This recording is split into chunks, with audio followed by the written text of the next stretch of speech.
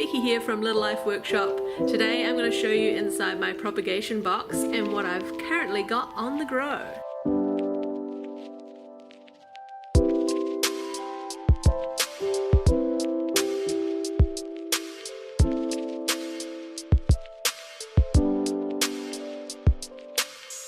So in my laundry I have a few plants. This is the light that usually sits on top of the propagation box. So this is my usual setup with the light sitting on top of the propagation box, hole cut in the top so some moisture can be released and the light obviously shining down through the hole. And I can check on the propagation box without opening the lid by looking at my little device here. And it's exactly the same as this device. It tells me what the humidity is and it tells me how hot it is. So this one is my second one. This one's just sitting on my washing machine at the moment. It tells you that this room is at 69% humidity and the temperature is a cool 19 degrees Celsius. And if we look over here in the box, I know it's hard to see, but the humidity in there is 99% and the temperature is 23 degrees. So you can see that it's warmer inside the box. It's nice and warm and the humidity is higher. That humidity is a little bit high for me. Is it 99 or 93? It is 99. That's a little high for me, so I'm gonna release some of the moisture in there and we're gonna open it up and have a look. This is my propagation box. There's a couple spaces in here because I just removed some variegated chain of hearts and sold them off and gave them away and they're gone now, so I have some more space for more things. I'll talk about the setup of the box first. I'll put a link below as to how I made this box. I made it exactly like Betsy Begonia on YouTube. I love her channel and I love her videos. So I made a propagation box exactly how she did it with the tin foil around the outside. It's got a plastic, what do you call them?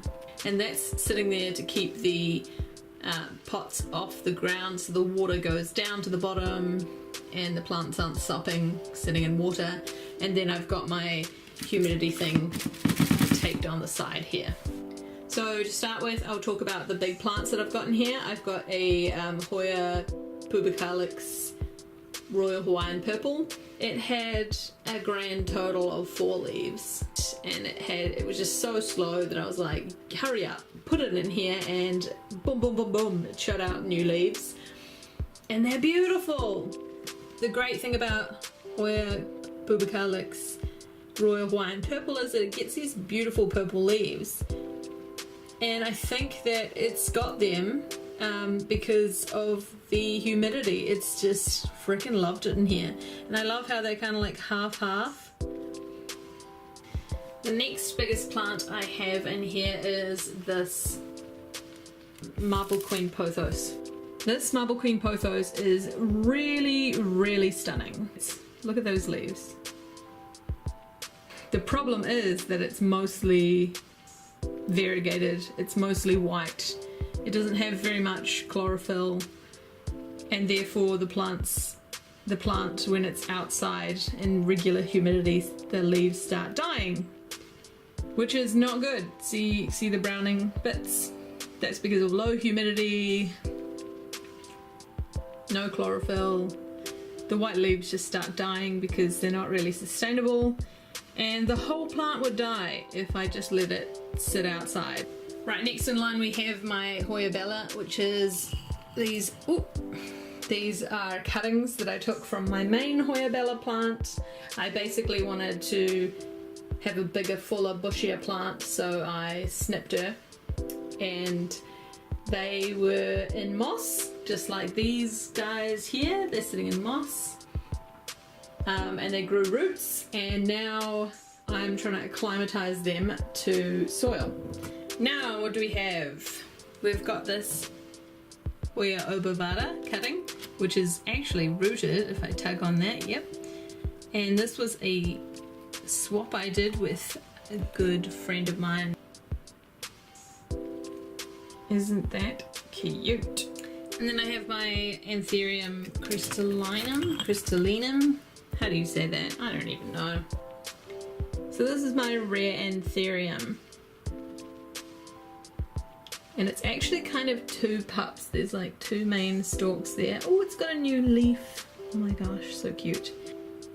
And I just can't wait for this to become an adult. It's in sphagnum moss at the moment, high humidity, and in one of my handmade pots actually.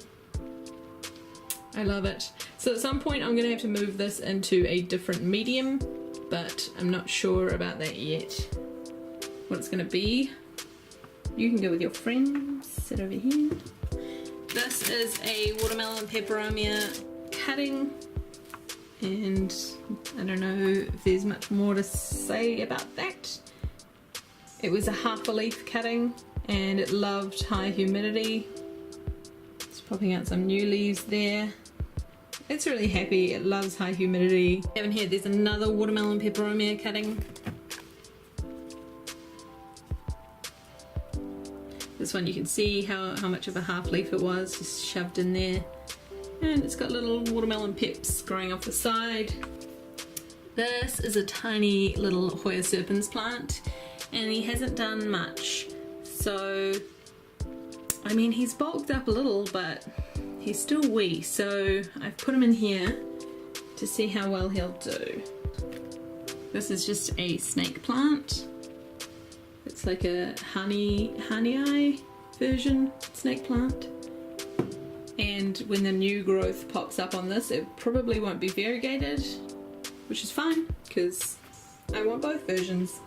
This is a Hoya Crinkle 8, and it'll get like 8 dimples on its new leaves. This leaf doesn't really have any dimples, so yeah, we'll just have to wait and see about that, but I think it's rooted now. Look at the huge peduncles. You can go with your friends. These are Hoyas grown from seed. They should just be regular, oops, he's connected to this. I think that they're regular Carnosa. I mean, look how big this little one is. He's the biggest one. He was grown in soil, so I did half in soil, half in sphagnum moss. And this little guy's the biggest one, and he's got chubby little leaves, like you can poke him. Baby Hoya Carnosa that were grown in sphagnum moss. And this one's pretty big. He's got kind of chubby leaves too. Cute. I don't know how I'm going to move these into like their own trays. These are going to be kind of easy. These, I don't know what I'm going to do. This is like my pride and joy. My variegated chain of hearts. It's huge. Look how big it is. I think this cutting's just been going crazy, just growing. There's actually probably 2 cuttings in there.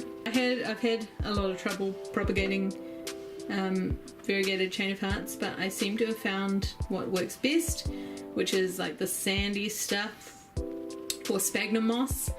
Never ever try to propagate this thing in water. It just doesn't work. We've got a little strawberry saxifraga in sphagnum moss in a shot glass. Nothing exciting, chuck it at the back. These are Hoya Shepherdii cutting. Ooh, very waterlogged. Maybe we should leave you in there. It's quite warm in there, it's nice. So this is just a little glass that I have put some cuttings in. This is where my Hoya Bella cuttings were, and I had a Hoya Mini Bell in there as well. And now I just have these Hoya longifolia. They're just sticks, but they're growing roots. I don't know if you can tell.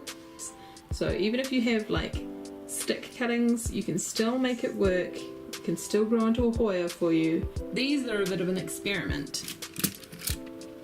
This is a Hoya obovata leaf and a longifolia leaf.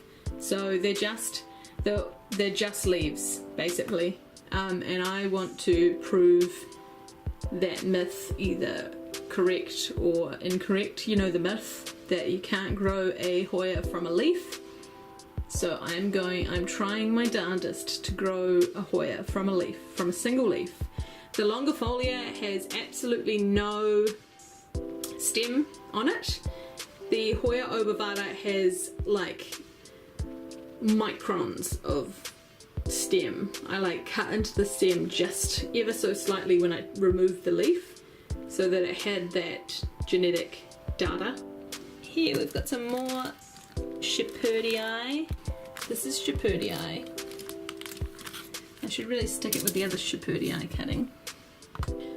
I was given this cutting recently from Wild Vine Plants. Honestly, sometimes this is all I have. I have a cutting in a little baggie or a Ziploc bag or a pot or whatever, a glass, a shot glass, and it's just got sphagnum moss and water and heat and light, and it loves it. We have a Crimson Princess cutting. So it's probably done nothing because it's, you know, it's only been in there a couple days. You can see 2nd of May, I think it's the 5th or 6th today. No, it's the 7th. So it's only been there for like 5 days or whatever. Final piece is this. And it just looks like a stick in sand at the moment. But this is Hoya bilobata. No, it's not. This is Hoya namularoides. And I knocked off a bunch of its leaves because I'm intelligent. But look how cute that leaf is. Oh my gosh, I can't wait for this to grow. I'm really, really hoping it survives. It hasn't got any roots yet. It just needs to grow roots. It needs to live because I'm so psyched about this Hoya. I'm so excited to see it grow. It needs to grow for me. Please, dear God, please grow. So that's my baby. And that is my propagation box. And I think I'm going to make a second one because I run out of space in here really, really quickly. I hope you liked this video. Give it a thumbs up if you did. And this is all my propagations.